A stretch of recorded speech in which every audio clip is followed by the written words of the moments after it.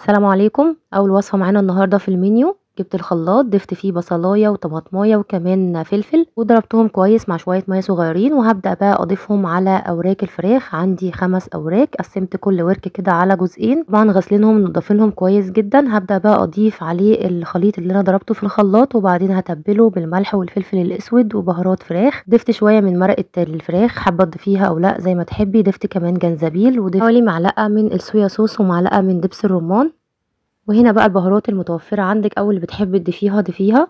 وهقلب بقى كل ده مع الفراخ كويس جدا. لو حابة كمان تعملي فتحات وتضيفي كده التتبيلة جوه الفتحات هتبقى معاكي حلوة جدا. ويا ريت طبعا لو نسيبها في التتبيلة اقل حاجة ساعة، او كمان لو بيتناها قبلها بيوم هتبقى طعمها حلو جدا. ببدأ كده اول الاكل بالفراخ طبعا عشان تتبل معانا كويس، وبعدين بقى هدخلها الفرن على الشبكة زي ما شايفين، وهسيبها لحد ما تستوي. بتاخد كده حوالي ساعة في الفرن طبعا بنشوفها، وبعدين نديها وش تحت الشواية لو احتاجت معانا. في نفس الوقت بقى كده جهزت كمية من البطاطس مقطعاها كده الحلقات، ومقطعة كمان معاها بصل وكمان فلفل احمر واخضر، وكمان ضفت عليها حوالي فصين من الثوم، وهتبلها بالملح والفلفل الاسود، شوية كده من الكزبرة ورشة من الجنزبيل.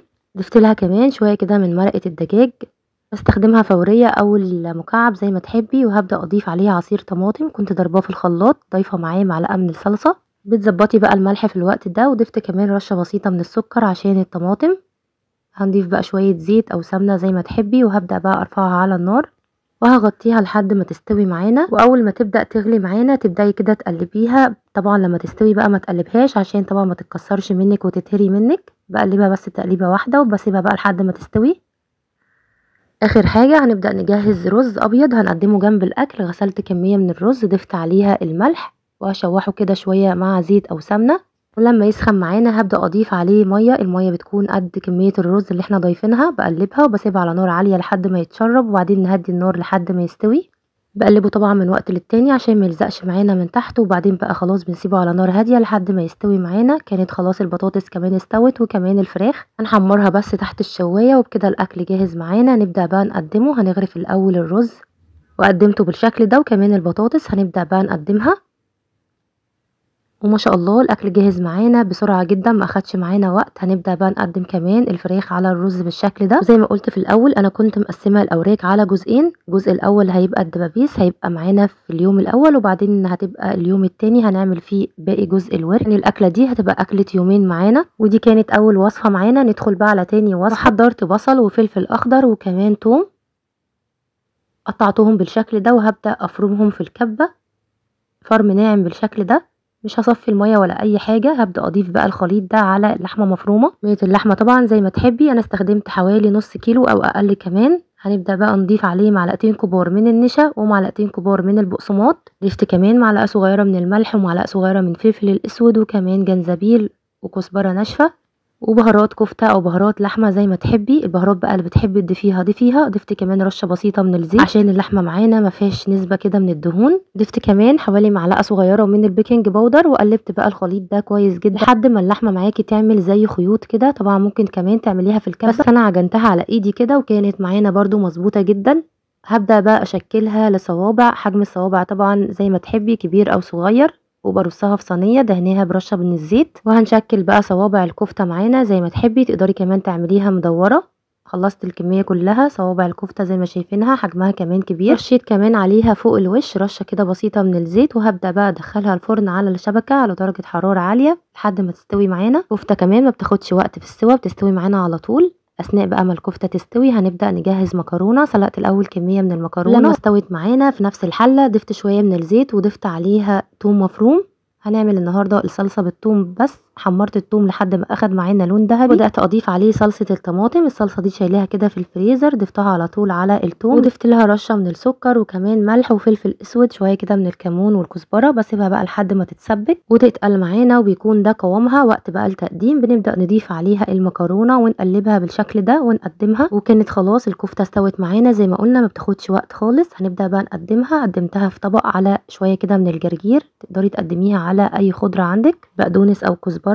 قدمنا الكفته بالشكل ده. شايفين ما شاء الله الكميه كويسه جدا، بنص كيلو بس من اللحمه المفرومه او كمان اقل. عمل معانا الطبق ده ما شاء الله. كمان حجم الكفته كبير زي ما شايفين. طبعا الكفته بتكش، طبعا كلنا عارفين اللحمه المفرومه بتكش طبعا غير الفراخ، حجمها بيصغر شويه. قدمت كمان جنب الاكل عصير فراولة، ضربت كمية من الفراولة في الخلاط على شويه كده من السكر وميه وقدمتها بالشكل ده. قدمنا بقى الاكل، قدمنا كمان المكرونه، عملت كمان طبقين من سلطه الطحينه، وقدمت شرايح من الخيار وكمان جرجير. ودي كانت الاكله معانا، اكله بسيطه ولكن كانت سهله وسريعه وطعمها حلو قوي، وبجد ما اخدتش وقت في تحضيرها، كانت سهله جدا وبسيطه زي ما شفنا. ممكن كمان تقطعي خيار مع طماطم وتعملي سلطه مع الاكله دي، برضو بتبقى حلوه جدا، او تقدمي شرايح كده من الخيار والطماطم زي ما عملت. ودي كانت الوصفه معانا. الوصفه معانا اللي بعد كده هنعمل كبده اسكندراني. جبت كميه من الكبده دول كده حوالي نص كيلو او كمان اقل، ضفت عليها فلفل مفروم اخضر واحمر وكمان توم، بقى شايلاهم في الفريزر، طلعتهم كده وضفتهم على الكبده. بعدين هتبلها بالملح وكمان الكمون والكزبره ناشفه، ودي بس الاضافات اللي بضيفها على الكبده.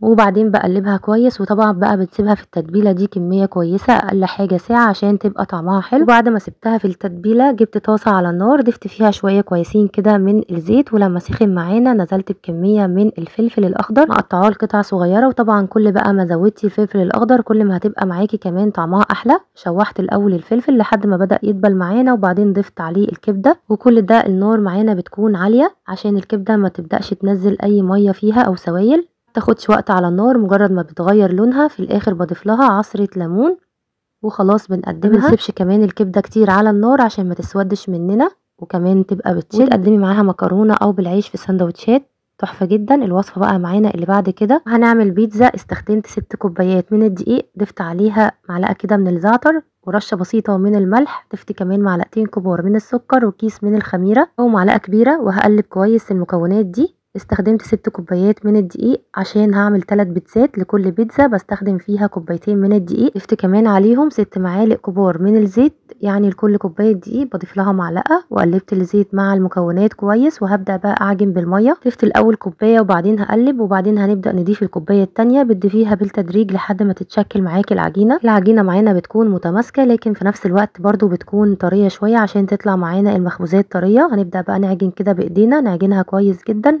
عجينه سهله وبسيطه وكمان ناجحه، ومكوناتها بسيطه جدا ومقاديرها كمان اقتصاديه زي ما شايفين. وهنضيف كوبايه الميه التانية بالتدريج زي ما قلنا، حسب بقى ما تاخد معانا وتتشكل معانا العجينه زي ما شايفين كده. نعجنها بقى شويه حلوين لحد ما تكون معانا بالشكل ده. العجينه طريه جدا وكمان في نفس الوقت متماسكه. هندهنها بقى كده رشه بسيطه من الزيت، وهسيبها لحد ما تخمر، لحد ما يتضاعف حجمها بالشكل ده. اهم حاجه بتغطيها وتسيبيها في مكان دافي. هنبدا بقى نقسم العجينه ل3 اجزاء زي ما قلنا. هعمل 3 بيتزات، كل بيتزا بستخدم فيها كوبايتين من الدقيق، يعني لو حابه تعملي واحده او 2 استخدمي بقى مقدار الواحده زي ما قلنا، كوبايتين بس من الدقيق، معلقه زيت على كل كوبايه. وبعدين بقى تعجني بميه زي ما قلنا، والخميره طبعا زي ما شفنا مكونات بسيطه جدا. هنبدا بقى نفرد العجين في الصواني زي ما شفنا، عملنا 3 عجينه طبعا عشان مرتاحه بتتفرد معانا بسهوله. دهنت كمان الصواني دي رشه بسيطه بس من الزيت، وبعد ما فردناها وسويناها كويس هعمل كده فتحات بالشوكه في ال3 صواني زي ما شايفين كده. 3 صواني ما شاء الله حجمهم كمان كبير. وبعدين جهزت كده طبق فيه كده حوالي معلقتين من الصلصه. الصلصه دي الصلصه الجاهزه، ضفت عليها بس رشه بسيطه من الفلفل الاسود وكمان الزعتر. ممكن كمان تضيفي عليها شويه كده من الكاتشب، وبدهن بيها بقى سطح العجين. ودي اسهل طريقه هتشوفيها لعمل البيتزا، بجد مش هتاخد معاكي وقت، والنتيجه كمان هتطلع تحفه احلى بكتير من الجاهزه.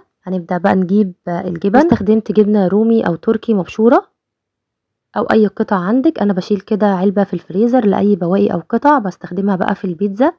واستخدمت كمان شوية كده من البسطرمة، كمية بسيطة جدا زي ما شايفين. واخر حاجة بقى هضيف شوية من الموتزاريلا، هضيف كمان شرايح كده من الطماطم بتخلي معاكي البيتزا طعمها حلو، كمان شرايح من الفلفل الاخضر او الالوان بقى لو عندك، وكمان هضيف زيتون. ودي بس كده مكوناتنا، بجد تحفه جدا، طعمها هيطلع حلو قوي وباضافات بسيطه زي ما شفنا. هزود بس شويه كده من الموتزاريلا. اول صينيه بتخلص معانا بدخلها على طول على الفرن على درجه حراره عاليه او درجه حراره 200، ما بتاخدش وقت معانا البيتزا في الفرن. مجرد ما بتستوي خلاص بنخرجها على طول. وعلى ما تستوي طبعا اول واحده نبدا بقى نجهز التانية بنفس الطريقه. طبعا دهنت برده شويه كده من الصلصه، وضفت شويه من الجبن التركي والموتزاريلا، وكمان شرايح من الطماطم والفلفل والزيتون، وخلاص بقى هندخلها الفرن. ودي كمان تالت صينية عملناها. اول بقى صينية خرجت معانا بالشكل ده زي ما شايفين، مجرد ما بتستوي خلاص بنخرجها على طول، بتكون طرية بالشكل ده. ما شاء الله تحفة جدا، عجينة ممتازة وناجحة معاكي من اول مرة، احلى بكتير من الجاهزة. هنقدمها ونقطعها كده بقطاعة البيتزا او باي سكينة عندك لمثلثات بالشكل ده، تقدري كمان تقطعيها لمربعات.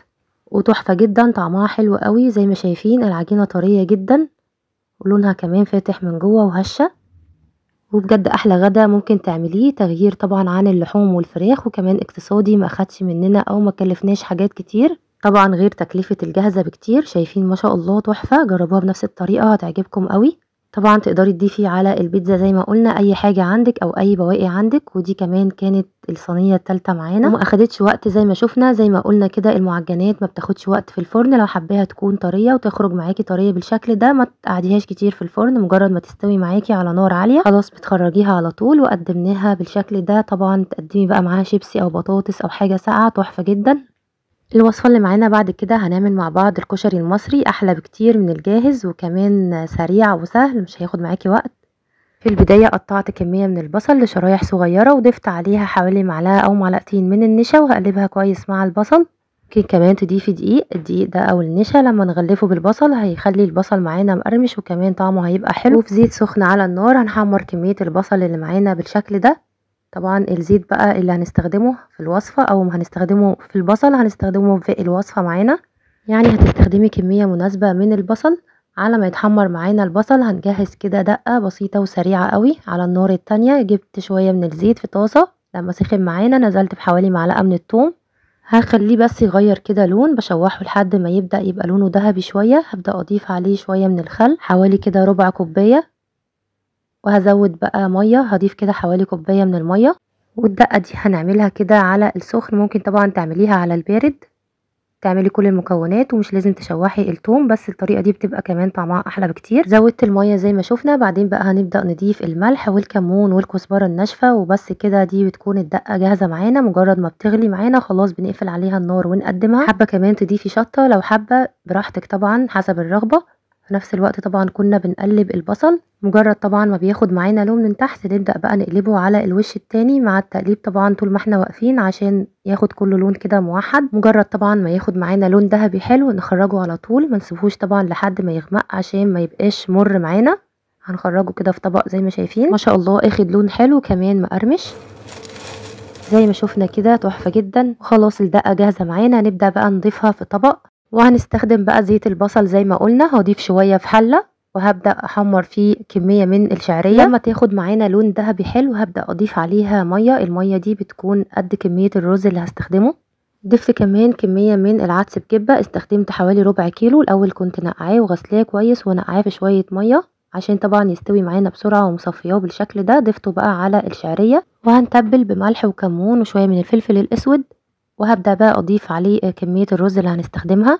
رز طبعا مغسول ومتصفي، هقلبه كويس واسيبه على نار عالية الاول لحد ما يتشرب معانا ونهدي عليه النار. في نفس الوقت كنت حاطة مية تانية على النار هنسلق فيها المكرونة، واستخدمت نوعين من المكرونة زي ما شايفين، سباكيتي وكمان عقل صغيرة. وهقلبها بس كده في الاول واسيبها بقى لحد ما تستوي. طبعا المية دي كمان ضايفة فيها ملح عشان المكرونة تتملح معانا. هنا بقى الرز كان بدأ يتشرب معانا، نبدأ بقى نهدي عليه النار ونسيبه لحد ما يستوي. المكرونة كمان كانت خلاص قربت تستوي معانا، هنبدأ بقى نصفيها. وفي حلة تانية هنضيف بقى باقي كمية الزيت معانا، هنبدأ نضيف عليه كمية من الثوم حوالي كده معلقة، وهنسيبه لحد ما يتشوح كويس ويبدأ يغير لونه.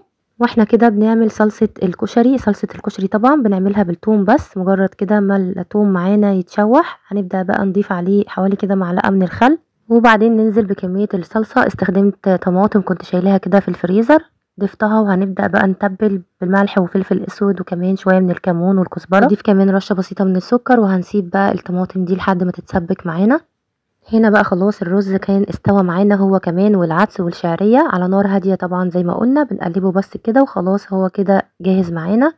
كمان المكرونة استوت وكمان الصلصة هنسيبها بقى لحد ما تتسبك. وبكده ما شاء الله كل حاجة كانت جاهزة معانا في وقت واحد. وهنا بقى كنت جهزت عصير فروتي، عصير فروتي بالبرتقال، هنقدمه كده جنب الاكل، طبعا سهل وسريع كلنا عارفينه. ونبدأ بقى نقدم الكشري. جبت كده طبق، حطيت بولة كده من العدس والرز، وهقدم بقى جنبه كده المكرونة والبصل. طبعا هنضيفه كده بالشكل ده فوق الوش كده وشوية كده على المكرونة، وده كده شكل الطبق معانا. وكمان قدمنا الدقة والصلصة وقدمنا الاكل بالشكل ده، كان تحفة جدا، طعمه بجد حلو قوي، طبعا احلى بكتير من الجاهز. جربوه بنفس الطريقة هيعجبكم قوي. نفس اليوم ده عملت كمان رز بلبن وقدمناه جنب الكشري، وعملنا عصير فروتي زي ما قلنا.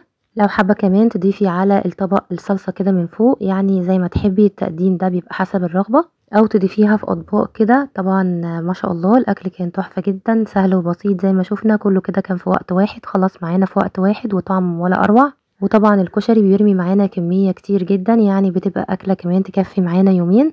ودي كانت الوصفة معانا. ندخل بقى على الوصفة معانا اللي بعد كده، وهنستخدم فيها السردين. جبت كمية من السردين، غسلته الاول كويس ونضفت بطنه وشلت كمان الراس، وقطعت كمية من الخضار، بصل وطماطم وكمان فلفل احمر واخضر، وكمان شرايح كده من الليمون ضفتها على السردين، وهتبله بالملح والكمون والكزبرة. وضفت كمان كمية من الطماطم مقطعاها كده لقطع صغيرة، وهنقلب بقى كل الخضار ده والتوابل اللي ضفناها مع السردين كويس. وبعدين هجيب صينية دهنها كده بشوية من الزيت، وهبدأ اضيف فيها الخضار بالسردين. الاول هرص كده الخضار في الارضية، وهرص عليه السردين بالشكل ده، وهرش على وشه شوية كده من الزيت.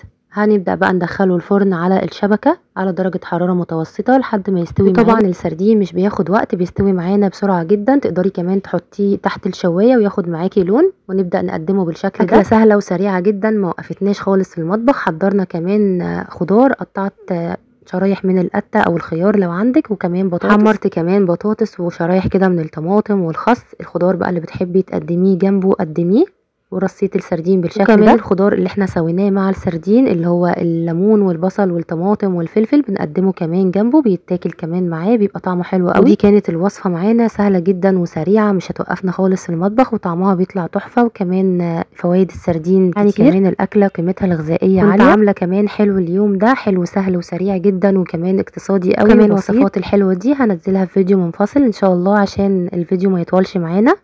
اخر بقى وصفة معانا النهاردة في المنيو، هنعمل سلطة رنجة. الاول جبت كمية من الرنجة، انا استخدمت بس 2، وشويت الرنجة على عين البوتاجاز وقطعتها لقطع صغيرة، طبعا بعد ما نضفتها كويس. وقطعت عليها كمية من الطماطم والبصل الاخضر وكمان وضفت عليها كمون وليمون وشوية كده من الزيت، وقدمت جنبها بطاطس محمرة وشرايح كده من الخيار. دي كانت وصفاتنا النهاردة، اتمنى تكون عجبتكم. ما تنسوش لايك للفيديو، اشتركوا كمان في القناة، فعلوا الجرس عشان يوصل لكم اشعار بكل جديد.